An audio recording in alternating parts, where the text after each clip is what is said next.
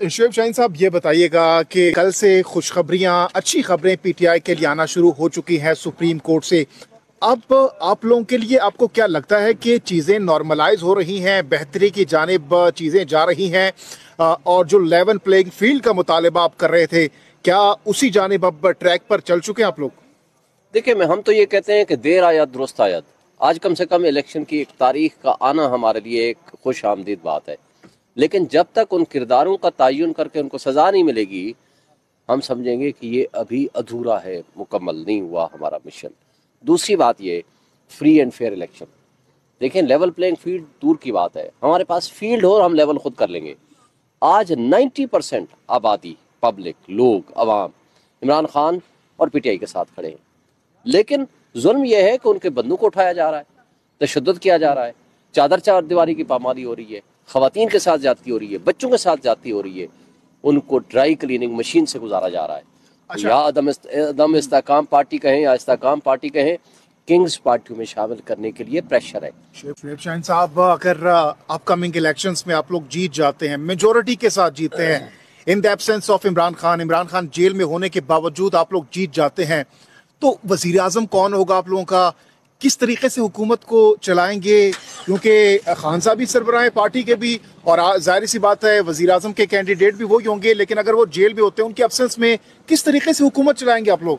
पहली बात तो यह है कि इंशाल्लाह हम उम्मीद रखते हैं कि इमरान खान साहब जेल से बाहर आ जाएंगे इलेक्शन से पहले। दूसरी बात यह है कि अगर वो जेल में भी हुए तो जेल से वो इलेक्शन लड़ेंगे। तीसरी बात यह है कि हमारे प्राइम मिनिस्टर के उम्मीदवार इमरान खान साहब हैं और इंशाल्लाह वो प्राइम मिनिस्टर जरूर बनेंगे। और अगर खुदा न खास्ता माफिया ने उनके रास्ते में रुकावटें डाली तो जो उनका नॉमिनी होगा वो बनेगा, उनका कोई भी कारकुन होगा वो प्राइम मिनिस्टर आपका वक्त कीमती है, लास्टली बताइएगा, आपने कहा कि इमरान खान साहब जेल के अंदर से जो है इलेक्शन लड़ेंगे, क्या कानून में ये ऑप्शन, ये गुंजाइश मौजूद है कि कोई मुल्जिम जेल के अंदर से इलेक्शन लड़ सकता है, कैंडिडेट इंतखाब लड़ सकता है? जी बिल्कुल, इसमें लॉ में किसी किस्म की कोई कबाहत और प्रिवेंशन नहीं है, और कई लोग जो जेलों से इलेक्शन लड़े हैं बड़ी लीड से जीते हैं। कागजात कैसे जमा कराएंगे? जेल से बाहर तो आएंगे, वहां से वो भेज सकते हैं, प्रपोजल से टेंडर जमा करा सकता है, किसी भी जरिए से जमा करा सकते हैं, उनकी ऑथेंटिसिटी हो सकती है, इसमें किसी किस्म की कोई लीगल कबाहत नहीं है। पहला जलसा कब कर रहे हैं? इंतखाब अनाउंस होने के बाद, डेट आने के बाद पहला जलसा इंशाल्लाह बहुत जल्दी, बहुत जल्दी। कहाँ से आगाज कर रहे हैं? पूरे पाकिस्तान में। पूरे पाकिस्तान से?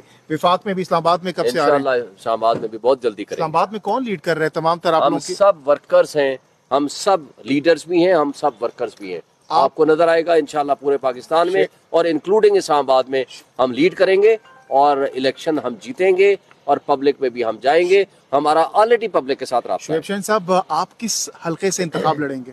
जो इमरान खान साहब का और कमेटी का फैसला होगा, मैं उनका पाबंद हूँ।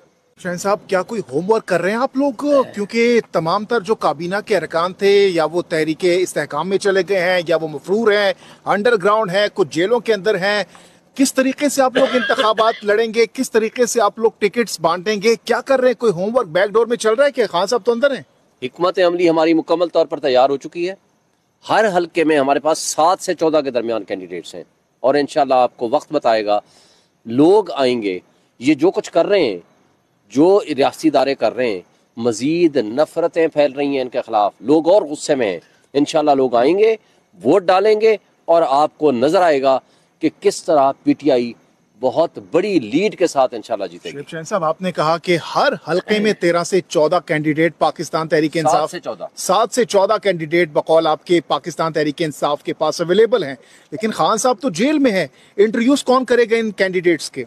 देखें, हमारे यहाँ एक कोर कमेटी का तरीकाकार है, तमाम फैसले इमरान खान साहब खुद करेंगे और जो वो नहीं कर पाएंगे, core committee with the consensus या विद मेजॉरिटी व्यू से वो फैसले करेंगे और वो कर रहे हैं।